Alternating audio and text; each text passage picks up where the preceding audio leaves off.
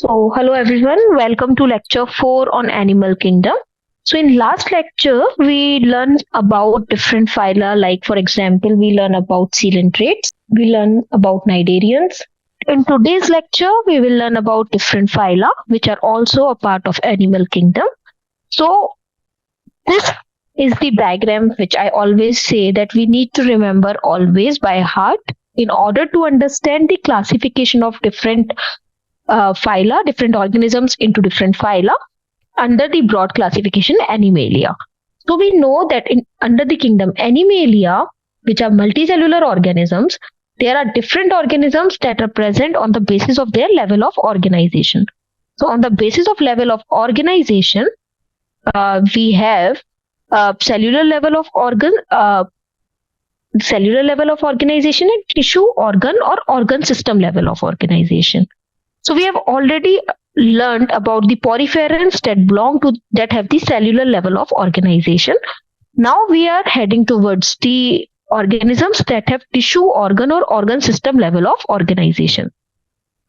So in tissue organ or organ system level of organization, the organisms are further classified based on their symmetry, either as radial or bilateral. So in radial symmetry, we understood in the last lecture as well that any axis that passes through the center of the organism divides the organism into two equal halves. So this is about the radial symmetry. While in bilateral symmetry, so if I talk about the bilateral symmetry, in this case, the organism can be divided only into the two equal halves by a single plane. So only a single plane can divide the organism into two equal halves. So that is the bilateral symmetry. So in today's lecture, we will learn about the organisms that have bilateral symmetry, that are acoelomates or that belongs to the category of pseudocoelomates. So pseudo means false. Pseudo word is always related to the false. So pseudo means false. So that is they have false cavity. That is, they do not have true coelom, just like the coelomates. So they are pseudocoelomates, and we will learn about the ones that are acoelomates. That is, a word here represents the lack of anything, right? So the lack of, since it is acoelomate, so this means the lack of coelom. So we will learn about the organisms that are acoelomates, that is the organisms that lack the coelom, that do not have coelom or body cavity, and we will learn about the organisms that have the false body cavity. So basically in today's lecture we will learn about the organisms that belong to the group Platyhelminthes, which are also known as flatworms. And we will learn about the SK helminthes, which are also known as roundworms. So today we will learn about two different phyla, which is Platyhelminthes and SK helminthes. Both of them belong to kingdom Animalia. They have organ system level of organization. They have bilateral symmetry. And Platyhelminthes lack the body cavity. They are the ones which do not have the body cavity. So they are without body cavity. So they are acoelomates. And the second one is the false coelom. With the false coelom, that is the pseudocoelomates, which are SK helminthes. So Platyhelminthes are also known as flatworms. The common name of them is flatworms. While for the SK helminthes, they are commonly known as the roundworms. So we will learn about these phyla in details in today's lecture. So these are the basic characteristics. So when we will start with the basic characteristics of either Platyhelminthes or SK helminthes, we will again and again will hear the term organ system level of organization, or if we are talking about the symmetry, then it's the bilateral symmetry in both of them. So flatworms that belongs to the phylum Platyhelminthes. So flatworms or the Platyhelminthes. So flatworms or the Platyhelminthes live in marine, fresh water. They live in marine water, or they may be present in fresh water, or they may be present in the damp terrestrial habitats that are wet. So flatworms, which are the common name is flatworms. Basically, commonly they are known as flatworms. That is the phylum Platyhelminthes. They live in they may be present in marine, freshwater, or damp terrestrial habitats. So the flatworms are not always free living species. So in addition to being a free living species, flatworms also include many parasitic species. So this is very important because we will learn about various diseases which are being caused in humans also due to the parasitic infection of Platyhelminthes. So flatworms there are some species that are free living, but they may also include species that are parasitic. That is, they may cause parasitic infection in humans or in other organisms. For example, liver fluke or tapeworms.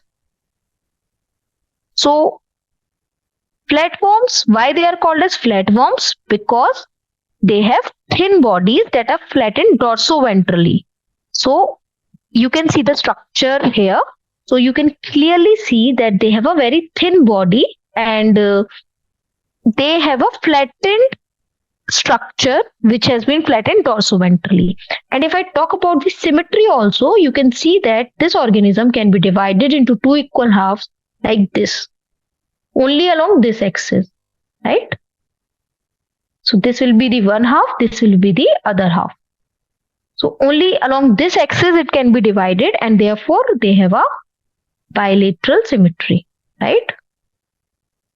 So we will again come to this diagram when we will learn about the other excretory system of flatworms. But for now, flatworms are so named because they have thin bodies. They are flattened dorsoventrally, that is between the dorsal and ventral surface. And the word Platyhelminthes means the flat worm, and hence the phylum Platyhelminthes. Now flatworms have a wide range in their size. So they may be nearly microscopic free living species, while there are some tapeworms which are long enough, which may be up to 20 meter long. So they may be microscopic, for which we need the microscope, which cannot be seen with the naked eyes, to up to meters long of tapeworm. So there is a huge variety of, huge diversity even in the system on the basis of their size. We know that flatworms have triploblastic development. So what do we know about the triploblastic development is that we know that in triploblastic development, during the development process, there is a development of three germ layers, that is ectoderm, mesoderm, and endoderm, right? So in triploblastic animals, the three germ layers are present: ectoderm, mesoderm, and endoderm. However, despite being a triploblastic animal, that is, despite having all the three layers, these organisms are acoelomates. So we know that in coelomates, the body cavity is being formed by the mesoderm, right? So this is ectoderm, this is endoderm, and this is mesoderm. So the body cavity is being formed by the mesoderm. But in these animals, these organisms lack the body cavity. These organisms do not have this body cavity despite having mesoderm. So it might sound confusing to some, but we need to remember that these organisms are triploblastic, that is, they have mesoderm, but they are acoelomate. The earlier organisms were diploblastic, so there was actually no concept of having the body cavity, because we know that body cavity is formed by the mesoderm. But in flatworms, though they have mesodermal layer, but they lack the body cavity, and hence they are acoelomates, that is, animals that lack the body cavity. So, and how their flat shape actually helps? Their flat shape places all their cells close to the water in the surrounding environment of their gut. So if they are parasitic or if they are present in water, this flat shape actually helps in keeping all their cells close to their surrounding environment. So since they have a flattened shape, this flattened shape allows most of the cells to be in contact with the surrounding environment. So this is how this shape is also helping them. And because of this proximity, what is happening is that the gas exchange and eliminating the nitrogenous waste, which is the ammonia, can occur by the diffusion across the body surface. So basically the respiration or the exchange of gases or the waste material may takes place by the process of diffusion easily across the body surface. So if they are present like this, if they are flattened, so most of the cells will be in contact with the environment, right? So this flattened shape allows most of the cells to be in contact with the environment, allowing the greater exchange of water, gas, or the elimination of the waste across the body surface by the process of diffusion. Most of the platforms have a gastrovascular cavity. So we already learned about what do we mean by gastrovascular cavity. So a cavity in which the digestion also takes place and in which the vascular system is also present. So most of the platforms have gastrovascular cavity with only one opening. Those platforms lack a circulatory system, so they do not have a well-defined circulatory system, as we will see in other more advanced phyla. They do not have a well-defined circulatory system. However, the fine branches of the gastrovascular cavity distribute food directly to the animal cell. So all the work of the digestion as well as of the circulation is done by the gastrovascular cavity, which is present in the platforms. So these platforms, although they lack the circulatory system or the complete digestive system, they lack, but the fine branches of the gastrovascular system or the cavity distribute the food directly to the animal cell. Now, very important thing in these platyhelminthes group is that they have excretory system, which is called as the protonephridia. So this is really important. This may be asked that protonephridia is the excretory system of platforms, right? So if I start from the poriferans, which is the first phylum which we study. So in that we learn about cells like choanocytes, right? Then in the next phylum, which is the cnidarians, we learn about cnidoblast cells, cnidocyte that has nematocyst. So these are the specialties of some phylum. So if we talk about the phylum platyhelminthes, they have protonephridia, the singular of which is protonephridium. Fine. So they have protonephridia. This is really important. This may be asked. So platforms have excretory system, which is called as the protonephridia, and which form a network of dead end tubules. So it is a network of tubules. So they have tubule-like structure, that is tube-like structure. So these are tubules, and they have a network of these tubules. These tubules are connected to the external opening, branch throughout the platform body, which lacks a coelom or body cavity. So we know that in the platform, since they are acoelomates, they do not have any coelom or body cavity. Therefore, all the space is being occupied by the branches of this protonephridia excretory system, which is connected to the external opening. So this is like the protonephridia is basically the excretory system of the platforms. So when I say cnidocytes, so when we learn about cnidocytes, we learn that they have this specialized structure called nematocyst. In this similar way, the single unit, if I talk about the single unit of protonephridia, so the single unit is called as the flame bulbs. So the cellular unit called flame bulbs cap the branches of each protonephridium. So this can be made more clear with the help of this diagram. You can see that this is the protonephridia, the bulb system of a planarian. So planarian is an example of platyhelminthes. We will learn about platyhelminthes using example of planarian. So basically, protonephridia are branching internal tubules that function mainly in osmoregulation. So what is osmoregulation? That is maintaining the osmolarity. Osmolarity. So what is osmolarity? That is maintaining the osmotic balance. Whatever the salt concentration, water concentration is there, So it helps in maintaining the osmotic pressure or osmotic balance inside the body. So basically, protonephridia are the branching internal tubules. You can see that these are the tubules of protonephridia which are present all over the body of the platyhelminthes or the planarians. So this is a zoomed structure of a tubule. So you can see that the opening is in the body wall, and at the terminal they have flame bulbs, of which I was talking about. So at the distal end or at the terminal end, cellular units called flame bulbs cap the branches of each protonephridium. So each single unit is known as the protonephridium. So each single unit is called the protonephridium. And the branches of these protonephridium are capped by the flame bulb. So the branches are capped by the flame bulbs and it opens into the body wall. So this is about the tubules of the protonephridium. So now if I zoomed in into the structure of a flame bulb, you can see that they have tubule cells which are present, and there is a nucleus of a cap cell. So these flame bulbs consist of a tubule cell and a cap cell.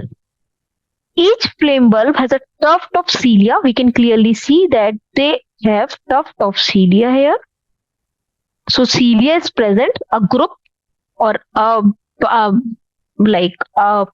group of cilia is being present, projecting into the tubule. So this is the tubular part. This lower one is the tubular part. This is the tubular part. Fine. So this cilia project into the tubules. And during filtration, what happens is that the beating of the cilia draws the water and solutes from the interstitial fluid through the flame bulb, releasing filtrate into the tubule network. So this is basically what happens is that whenever there is a beating of cilia, this beating of cilia allows the water to draw into the water and the solutes from the interstitial fluid. Interstitial fluid is the one surrounding these organs. So the interstitial solutes from the interstitial fluid through the flame bulb, releasing these filtrates into the tubular network, which is present here.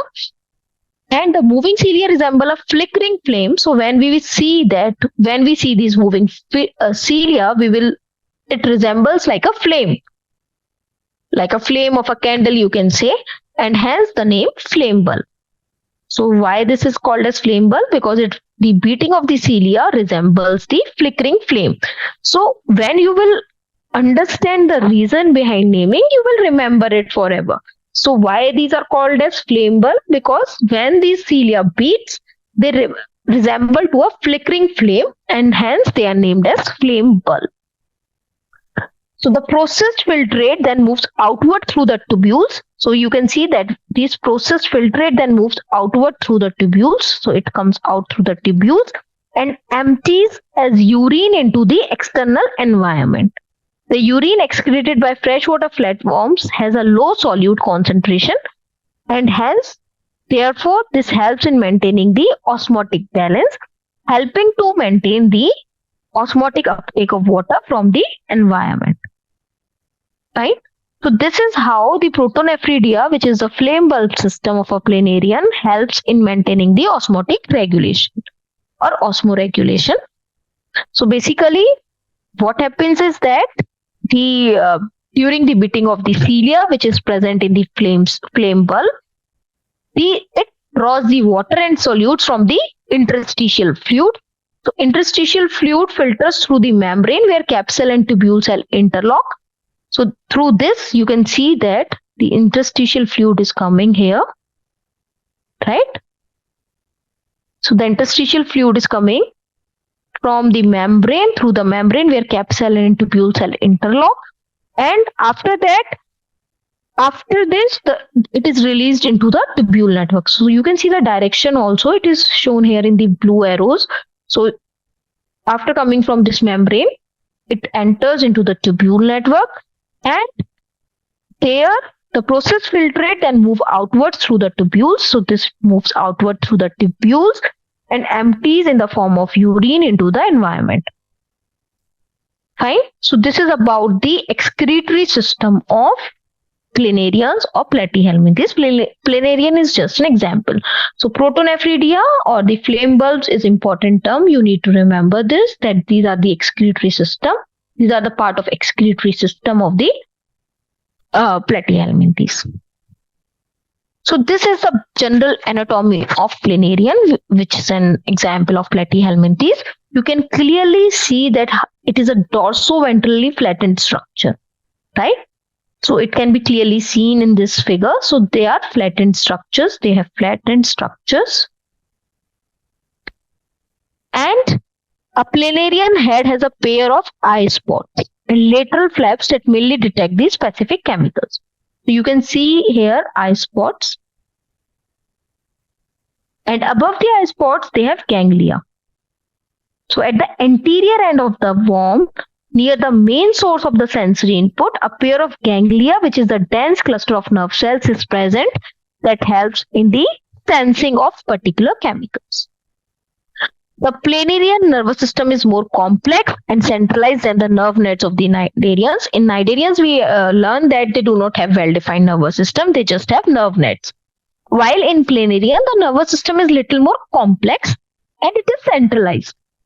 Experiments have also shown using the planarians, experimentalists have shown that these organisms modify their responses on the basis of their stimuli. Therefore, we can say that they have a well-defined, they have a more complex nervous system that responds to the particular stimuli. They show the responses to the stimuli. So these are different organs. We can start one by one with this. So firstly, we learn about the eye spots. So eye spots and the ganglia is present that helps in sensing the different chemicals or sources. Then they have ventral nerve cords. These ventral nerve cords from the ganglia, a pair of ventral nerve cords runs through the length of the body. So you can see here that these are the ganglia which is present. So the ganglia is present, and through this ganglia, a pair of ventral nerve cord, which is shown here in yellow, is being running throughout the body. Then they have pharynx. This is the pharynx. The mouth is at the tip of the muscular pharynx. You can see that at the tip they have a mouth. And digestive juices are spilled onto the prey. And the pharynx sucks small pieces of food into the gastrovascular cavity where digestion continues. So basically, firstly, they release the digestive juices. So digestive juices are released onto the prey. Upon releasing the digestive juices, the large chunk of food material turns into the small materials. These small materials are sucked by the organism and then it is digested into the gastrovascular cavity. Right? It is digested and supplied through the other cells to the gastrovascular cavity. So digestion is completed within the cells lining the gastrovascular cavity, which has many fine sub-branches that provide an extensive. So you can see these cells. So digestion occurs here in these cells, and the undigested waste is then egested through the mouth. So it is egested out of the body through the mouth. Now, planarians, if I talk about the planarians specifically, they can reproduce asexually through the fission. So they have excellent capacity of regeneration. So planarians have regeneration capability. So whenever you will learn about regeneration, you will always, most of the time, hear the term planarians. They have excellent regeneration capability. They can reproduce asexually through fission. The parent constricts roughly in the middle of its body, separating into head end and tail end. So basically, constriction happens here. So in the middle of the body, constriction happens. So one will be head end, one will be tail end, right? So these two ends are formed. One is head end and the other one is the tail end. So each end then regenerates the missing part. So the head end will finally develop the tail end also. The tail end will develop the head end. Therefore, the one organism will split into the two. So They have excellent regeneration capability. Whenever you will cut the planarian, it will generate the missing part. Apart from the asexual reproduction, sexual reproduction also occurs in the planarians. So planarians are hermaphrodites. And copulating mates typically cross-fertilize each other. So we will see what do I mean by this. So basically, by hermaphrodites, we know that they have both male and female organs within the same organism. Both male and female reproductive organ are present in the same organism, but they undergo cross-fertilization. That is, the sperm of one organ, will fertilize the ovum of the other organism. So the sperm of one organism will fertilize the ovum of the other organism. So it's a cross-fertilization. The sperm of one planarian will go and fertilize the sperm ovum of the other organism. The next example, so this is the reproductive system of the planarian. You can clearly see that in this figure. So this is the reproductive system of planarian. The pink color shows the female reproductive system.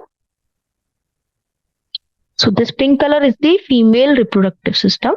The blue color here highlights the male reproductive system. So as I mentioned that they are hermaphrodites, you can see that both male and female reproductive system are present in the same organism. So they have ovary as well as they have testes in the same organism.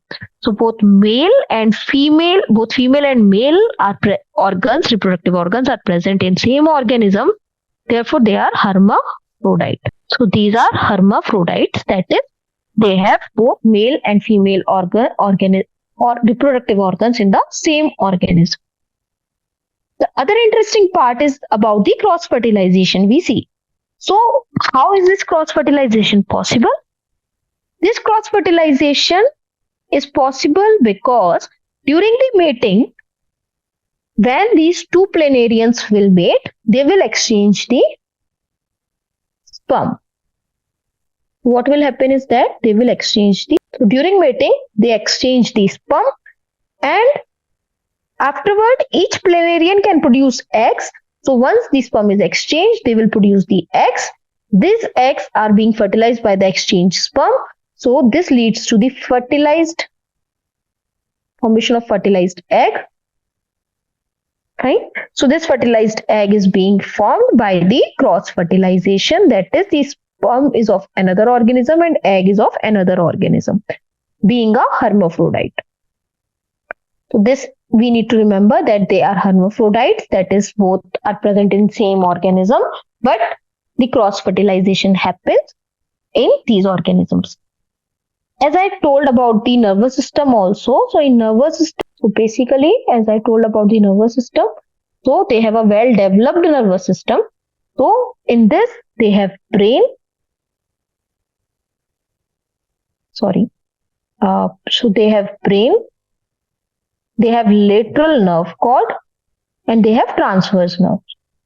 So we see that the transverse nerves are run to all over the body. So they have a ladder-like nervous system, you can see. So they have a ladder-like pattern of the nervous system in which the lateral nerve cords run and connect one transverse nerve to the another transverse nerve. These are the transverse nerves, these two, and these are the lateral nerves, lateral nerve cord. Right? Oh, sorry. So these are the transverse nerves. Sorry, I'm really sorry. These are the transverse nerves and these are the lateral nerves. I'm really sorry. These are the transverse nerves that run like a ladder, steps of a ladder along the lateral nerve cord. So they have a well-defined nervous system, and this nervous system has although they have well-defined nervous system, but the nervous system is relatively simple. They possess a ladder-like structure of nerve cords called the nerve ladder. This is known as the nerve ladder. And this structure consists of two main longitudinal nerve cords which are connected by the transverse nerves, as I show in this figure. They have two main nerve cords which are being connected with the help of the transverse nerves. And the nervous system enables planarians to exhibit remarkable regeneration. So the regeneration property is exhibited with the help of the nervous system only, as even the small fragment parts of the nerve ladder can regenerate into the complete functional organ. So when it undergoes division, and the body divides into the head end and the tail end, the nervous system also develops itself properly into the complete nervous system. This nervous system in the platyhelminthes have excellent regeneration capability. This was about the planarians. The next example is the tapeworm. So the tapeworms are the second largest and diverse group of the parasitic rhabditophorans. So basically, they belong to the group rhabditophorans. The adult lives mostly inside the vertebrates, so they are parasitic. You will see that since they are parasitic, their structure is adapted in such a way that allows them to have parasitic modification. So they lack a mouth since they have to reside inside the body of any other organism, like for example humans. Therefore, they have to keep their body structure simple. In order to keep it simple, they lack some of the organs. And instead of that, they have some specialized structures. So instead of that, they have some specialized structures that we will see. Right? So these are the parasitic adaptations of these organisms because they have to reside inside the another organism, and therefore they have to be since they have to reside inside the another organism, they have to modify themselves according to their environment. So unlike planarians, these tapeworms lack a mouth and gastrovascular cavity. So they do not have mouth or gastrovascular cavity. They absorb nutrients released by the digestion in the host intestine. So they do not perform their own digestion. They just absorb the nutrients which are released by the digestion in the host intestine.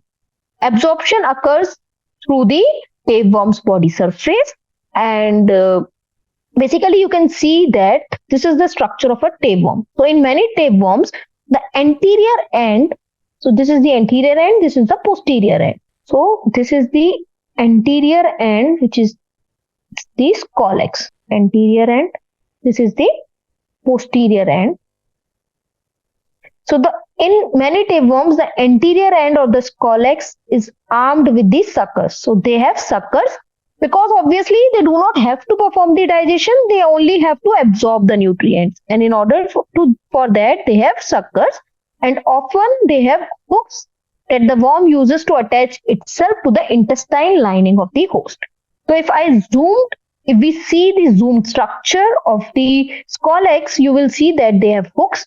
These hooks helps in the attachment.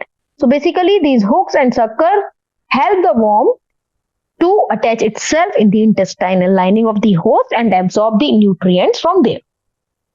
Posterior to the scolex is a long ribbon of units called proglottids. So in the posterior end, you will see that they have proglottids with reproductive structures. So which are little more than sex organs. After sexual reproduction, so basically they contain eggs and sperms, but after this, proglottids loaded with thousands of fertilized eggs are released from the posterior end of the tapeworm and leave the host body in feces.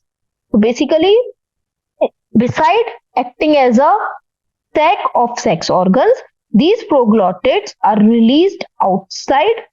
These proglottids get separated from the body of the tapeworm, and these are released into the fecal matter, thereby causing the fecal matter, which if being ingested or if comes in contact with another host, it then further can cause infection in that host. It contains fertilized eggs. So basically, if it is ingested, so you are ingesting the tapeworm. So it will get developed inside the host of the another body. So this is the life cycle of another tapeworm, which is a blood fluke, which is a trematode, another platyhelminthes. So example is Schistosoma mansoni. So you can see that the mature flukes live in the blood vessels of the human intestine. A female fluke fits into a groove running the length of the larger male's body as shown in the here. So basically the male body is large and the female fits into the groove of the male body only. So this is their adaptation in order to prevent the space which they require, right? So they live inside the intestine of the humans. So blood flukes reproduce sexually in the human host. The fertilized eggs exit the host in feces. If the human feces reach a pond or other source of water, the egg developed into the ciliated larva. And these larvae infect the snails. So snails here are the intermediate host. They are the intermediate host. Snails are not the primary host, but they are the intermediate host. Asexual reproduction within a snail results in another type of motile larva which escapes from the snail host. So this was a ciliated larva which is released into the environment through the fecal matter. And if it comes in the contact with snail, it causes infection in the snails. Like the snail acts as the intermediate host where this undergoes the asexual reproduction and resulting in the formation of a motile larva which escapes from the snail host. This larva then penetrates the skin and blood vessels of humans working in the fields that is irrigated with water contaminated with the fluke larva, ultimately causing the infection again into the intestine of the host. So this is the life cycle of a blood fluke, which is a trematode, which is again a platyhelminthes. Example is Schistosoma mansoni. The another is the Taenia solium, which I told here also. So this is the tapeworm. So Taenia solium, which is a tapeworm. The life cycle includes humans as a primary host and pig as a secondary host. So this is important. This might be asked that for the tapeworms, humans are the primary host, while pigs are the secondary host, right? The adult worm is modified for its parasitic way. It consists of a scolex, as I already told, and many proglottids, which become bags of eggs. So bladder worm attaches to human intestine where it matures into the tapeworm. So you can see that they have scolex and suckers. So as the tapeworm grows, proglottids mature. You can see the proglottids. So as the proglottids mature, they get eventually filled with the eggs. Eggs leave the primary host in the feces, which contaminate the water or vegetation. Livestock like pigs may ingest those eggs and they may act as a secondary host, as each larva becomes a bladder worm instead in the muscles. Now, when the meat, which is the rare or uncooked meat from the secondary host, is being eaten or ingested by the primary host, that is the humans, so if they contain the bladder worms, these again infect the humans. So therefore, it is very important that whenever we are eating the meat, it is very important that it should be cooked properly. Otherwise, there are chances that it might contain the larva of these worms that may infect the humans. This is the life cycle of the tapeworm, in which the primary host is humans while the secondary host are pigs. So you need to remember about Taenia solium, which is a tapeworm. We learn about Schistosoma mansoni, which is a trematode, which is again platyhelminthes, which is known as the blood fluke. And we learn about the planarians specifically in the platyhelminthes. The next group is the SK-helminthes. So the body of members is circular in cross section and tapering at both ends. So this is like this. It is tapering at both ends, but it is circular in cross section. So when you will perform the cross section, it is circular in nature. Therefore, they are called as the round without segmentation. So they do not have any metamerism or segmentation. They are also called as roundworms. Nematodes are found everywhere. They are also known as nematodes or SK helminthes. They may be free living or they may be parasites in plants and animals, just like platyhelminthes. They have long cylindrical body with tapering ends and without segmentation. They are bilaterally symmetrical, so their body can be divided into two equal halves only through this plane. So this is, so suppose if this is the organism, its body can be divided into two equal halves through this line only. This will be the first plane, this will be the second plane. The alimentary canal is complete with a well-developed muscular pharynx. So they have a well-developed muscular pharynx. This is an important characteristic of SK helminthes, which is highlighted in NCERT also. So they have a complete alimentary canal with a well-developed muscular pharynx. All the three primary germ layers are present. That is, they are triploblastic, they have ectoderm, they have mesoderm, as well as they have endoderm. They have an organ system level of organization and have tubes within the tube body plan. So they have tubes act like body plan. The anterior end does not show a distinct head, therefore cephalization is absent. So cephalization word is used for the head. Cephalic, the word cephal is always related to the head. So cephalization is absent as the anterior end does not have any distinct head. So any distinct head is absent, therefore till this point you cannot see any head or brain-like structure. Cephalization is absent. Respiration occurs through the body surface by the process of diffusion. Circulatory system is absent. Excretory system is H-shaped. So they have an H-shaped excretory system. Consists of excretory canals, protonephridia, which we learn in platyhelminthes also, that removes the body waste from the body cavity through the excretory pores. And they develop from an embryonic renate cell. So this may be asked that this is being formed from, in the embryonic stage, it is being formed from the renate cell. Excretory matter is ammonia, just like the platyhelminthes. It is similar to that of platyhelminthes. So these are some examples. So the left hand side example is of Ascaris. So this is of Ascaris, and this is an encysted trichinella larva in the muscles. So in the muscles, you can see that it has formed a cyst, and so this is of trichinella larva, which is being encysted in the muscle. Fine.